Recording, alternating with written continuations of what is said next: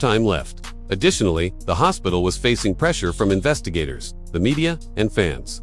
When detectives arrived in the morning, they reviewed badge data and conducted discreet interviews with nurses. There was growing suspicion. Staff at the hospital were asked not to talk to reporters. However, the internet was still flooded with leaks, which fueled the already blazing fire. When Remy's estranged cousin claimed on TikTok that she had gotten a call from Remy 2 nights before to the collapse, a fresh twist was revealed. The cousin remarked, "She sounded scared. She informed me that she believed someone was pursuing her." Claimed that the people she formerly trusted were betraying her, that she no longer felt secure. It was more than a health scare. It served as a warning. The entire world was now holding its breath, waiting to see if Remy Ma would awaken, or if her truth would perish along with her. The mechanical buzz of life support machinery was the only sound in the ICU, as tension pervaded the air and hope and despair silently battled for dominance. Hip-hop queen, mother, survivor, and fighter, Remy Ma was now dead in a hospital bed, caught in a maelstrom more sinister than any verse she had ever spit, and the turmoil was just getting worse outside those pristine glass doors. More than just her friends and admirers started to swarm the hospital hallways as word of her illness spread. Reporters, investigators, and even competing groups from the business arrived, all hoping to get a piece of the developing scandal. "Avoid letting them win," he muttered. However, who were they? Because it was now a conspiracy entwined with secrets, treachery, and possibly even attempted murder, rather than merely a sudden medical collapse. With a folder in his hand, Fat Joe returned to the hospital, clearly in more anguish than before. According to rumors, the folder included insurance information, legal paperwork, and one menacing, anonymous, and unsigned letter. Before someone else did, the letter cautioned Remy to stop her reckless mouth. When Joe read it out loud to Papoose, his hands shook. She was aware, Fat Joe remarked somberly.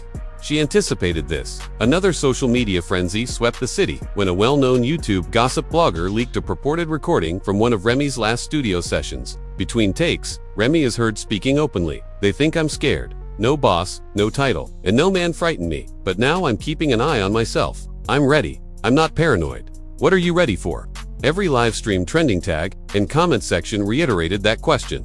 Within an hour, #ProtectRemy rose to the top of the popular hashtags. At the same time, the hospital's probe intensified. The lady who attempted to break into Remy's intensive care unit earlier was proven to be Tashira T. Monroe, a former stylist with a fraud history and connections to a controversy involving stolen master recordings from several female rappers. According to surveillance evidence, years had passed since T's disappearance until now. She invoked her right to remain silent by refusing to talk to authorities while she was being held. However, police found that she had a burner phone with encrypted messages on it, many of which mentioned Remy by name.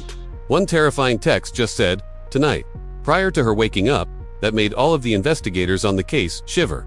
Even more unsettling, though, only a few hours after T's attempted intrusion, Remy's condition started to worsen once more. Her vitals plunged, and doctors hurried in. Another crash, there were alarms. Medical personnel rushed as Papoose was carried out of the room. One question stood out amid the confusion. Had her phone been tampered with? Administrators at the hospital declined to comment. After the area was cordoned off, forensic teams arrived to inspect each surface, drip line, and syringe in the room. Behind the hospital's walls, a silent conflict had broken out between those attempting to keep Remy safe and those attempting to keep her quiet. In the meantime, investigators looking into Remy's online activities discovered something startling. Behind a fake panel was a safe disk that had previously been concealed inside her home studio setup. What's inside?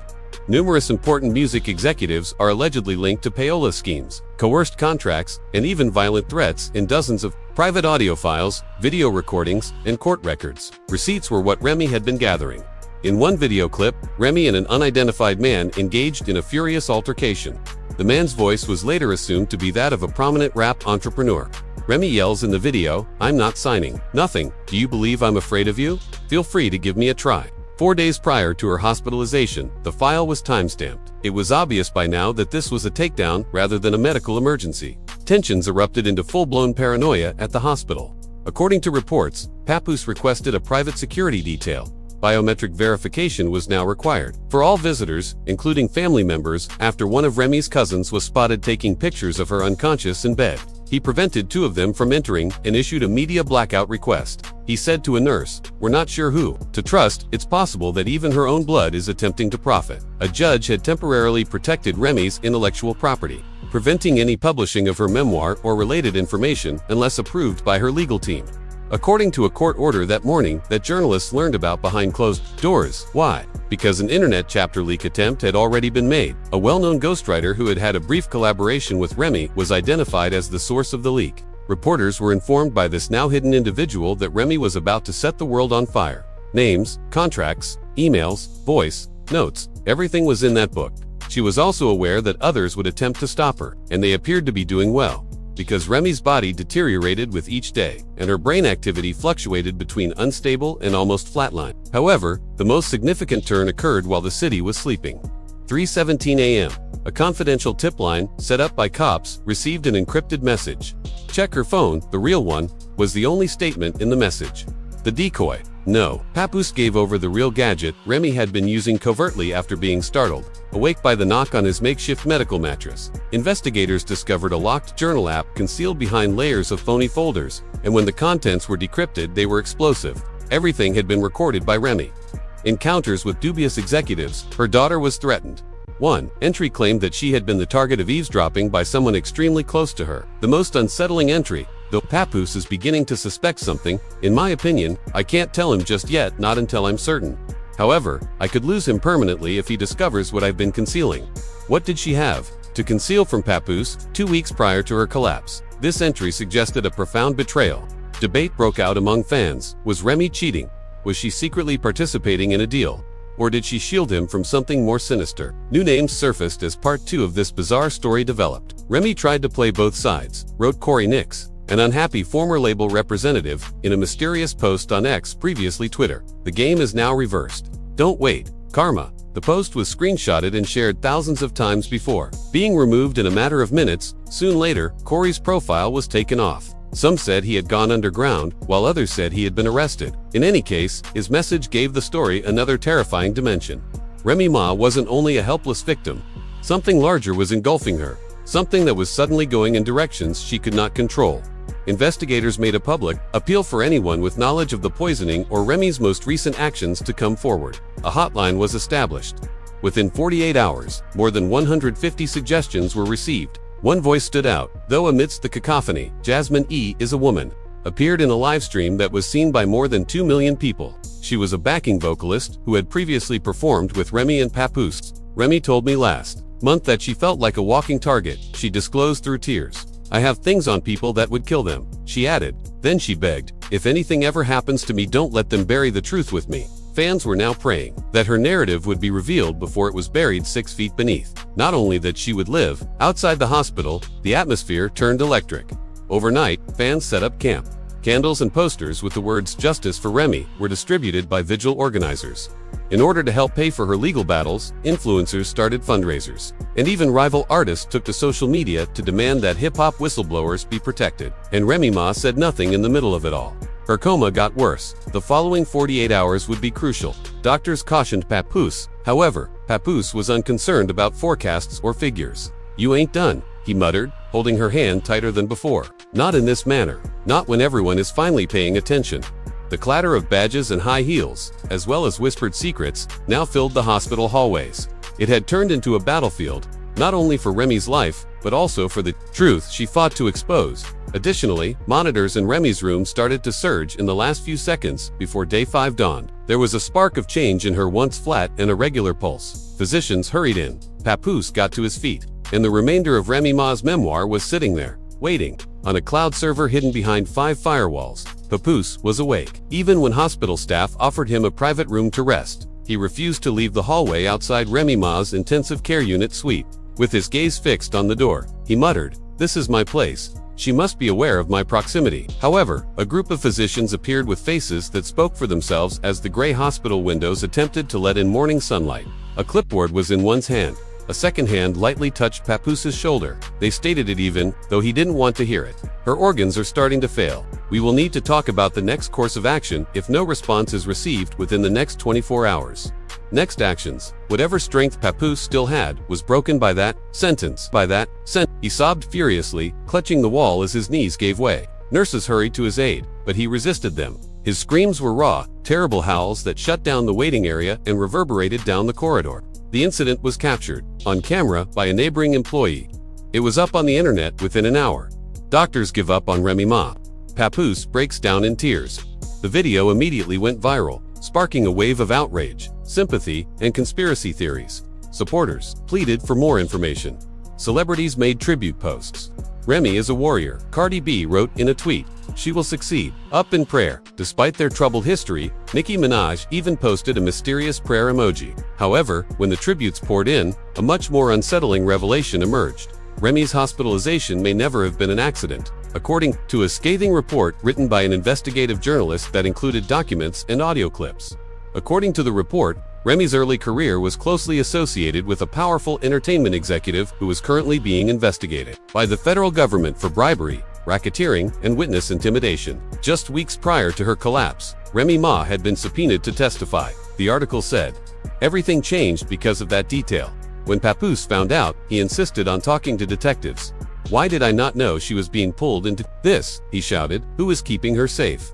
The tension was simmering behind closed doors, but law enforcement officials stayed silent. If Remy had meant to testify, if she had been planning to expose names, dates, accounts, then her hospitalization may be part of a much wider cover-up. The nighttime security officer then came forward with fresh video. The night of the initial attack, surveillance footage showed another suspicious person wheeling a medical cart and wearing a stolen EMT jacket entering the hospital's east stairwell. They were not questioned. Until now, no one was aware that they weren't employees. The video stopped when the face was clearly seen. The remainder was done using the internet. The mystery guy was recognized by Reddit users as Devin Roscoe, a well-known associate of a dubious public relations fixer who has been connected to several high-profile controversies over the years. According to court documents that were leaked, he had previously worked for a notorious management company that specialized in discreet cleanups. Devin was now running. They had issued a warrant. There was the FBI. During the night, Remy's room was under federal surveillance. Officially, a national criminal inquiry had been launched into the situation. She hadn't opened her eyes yet. Unwilling to leave her side, Papoose started filming films to play next to her hospital bed. He collected videos of loved ones, friends, and even fans sending heartfelt and uplifting words. In one, Fat Joe showed up and said, "Come back, sis, the world ain't ready to lose you." But the voice of Remy's daughter was what made me cry. A tremulous, gentle sound looped, "Mommy, wake up, you are missed." Her pulse briefly increased, according to the nurses, and for the first time in 4 days, a flicker of optimism returned. The pressure was still growing. Dozens of people from Remy's past were being subpoenaed as the FBI began their investigation. They leaked emails. One chain turned up a 6-month-old exchange between Remy and a reporter. Remy alluded to explosive information in it that was connected to a string of hush money agreements in the music industry. The last line of her final communication to the reporter, however, was what went viral. "If I go down, I'm taking everyone with me. I have everything backed up. They are aware that I do." Suddenly, this was about more than simply Remy Ma's health. Fans created the trending hashtag Remy knows everything. It has to do with a hidden fact, an industry that would kill to keep it quiet. Even more horrifying was the fact that someone inside had unlawfully accessed Remy's hospital paperwork. An internal review was started by the hospital. 2 nurses were placed on leave. 1 physician quit in silence. They all made no statements. Rumors circulated. Were they compensated? Did they participate in the cover-up? Papoose, meanwhile, started yelling names in public. He accused a number of executives, managers, and even artists of being involved in Remy's demise in a scathing live stream that received over 3 million views in just 2 hours. They are aware of who they are. Do you believe I'm afraid? I will destroy the entire industry before I allow you to bury my wife. After footage were saved, reposted, and examined by web investigators, the live stream was instantly subject to copyright strikes and takedowns. Remy opened her eyes just when it seems that the fire could not be much hotter. Indeed, she woke up after 5 days in a coma, with medical professionals ready to end her life. Feeble, confused, but still living, Papoose fell again, but this time he was relieved. Tears were running down his cheeks as he held her hand. "You returned," he cried. "You returned. Really?" Remy mouthed a single word, but she was still unable to speak. "Call." She was permitted to compose a note by the doctors. Her initial remarks, "Don't trust anyone in this building. They're observing." The FBI took complete control of her protection in a matter of minutes. At the hospital, an armored truck pulled up. There were armed guards in her room. Officially, Remy was protected as a witness. Now her testimony was crucial to the mission, and the industry trembled when word got out that she had survived. For what if Remy Ma lived? The secrets she held. They were going to blast everything away. Conclusion and call to action. More than 300 words, the hospital walls, which had previously reverberated with hopelessness, now hummed with stress and urgency. Not only was Remy Ma's survival a miracle, but it also posed a threat to all of the carefully crafted lies that had been spread over the years in the music industry's shadows. Her memoirs, rumors, the evidence she gathered, and the betrayal she experienced all suggested a far bigger conspiracy that had been allowed to continue unchecked for far too long. One thing is certain now, as she recuperates under the supervision of federal agents, Remy Ma is far from finished. This story isn't either. When she gets stronger, what secrets will she divulge? That were the individuals that wished to silence her. What's concealed in the video that disappeared right before she passed out? The most terrifying question of all is probably whether they will try to stop her again if they were unable to do it the first time. For the time being, supporters are still coming together from all around the world. There are a ton of theories, prayers, and fresh calls for justice on social media. However, behind closed doors, influential individuals are rushing, but Remy Ma returned from the edge. She is also no longer keeping quiet. Fans, celebrities, and industry insiders were all shaken by the news that Remy Ma had woken up from her coma. The queen of Bronx rap had finally opened her eyes after weeks of doubt, heartache, and hushed plots. However, what ought to have been a happy moment descended into a whirlwind of confusion, mayhem, and fresh information for which nobody was prepared. As she blinked into consciousness, nurses and doctors hurried to her bedside. In sharp contrast to the mounting emotional intensity in the room, the monitors beeped continuously. The first person to be by her side was Papoose, who sobbed and held her hand like a lifeline. Fans reposted the picture of his shaking fingers around hers, with captions like "Real love never dies" and "The king waited for his queen to return." However, beneath the touching reunion was a more sinister reality that Remy was clinging to. One that, when no one else was around, she would only whisper to Papoose. Remy's initial comments were laced with anxiety and hurry, rather than love or thankfulness. "Pap, they attempted to murder me. It was a setup, not just a fight." Papoose froze. The room lost some of its warmth. He bent in with trepidation. She looked around, the heart monitor accelerating. Who did this to you? Clarissa wasn't by herself, and I believe Mona was aware of it. The ramifications were devastating. Remy's comeback was a declaration as much as a recovery. The match was far from over. A new level had just been reached. Remy's hospital room became a heavily secured area in a matter of hours, not only by medical professionals, private security as well. Pap had no intention of taking any chances. Social media exploded in the meantime. Timelines were dominated by hashtags such as #RemyReturns, #RemyVsDenestry, and #JusticeForRemy. Fan theories erupted. Was this an overthought Mona Scott production?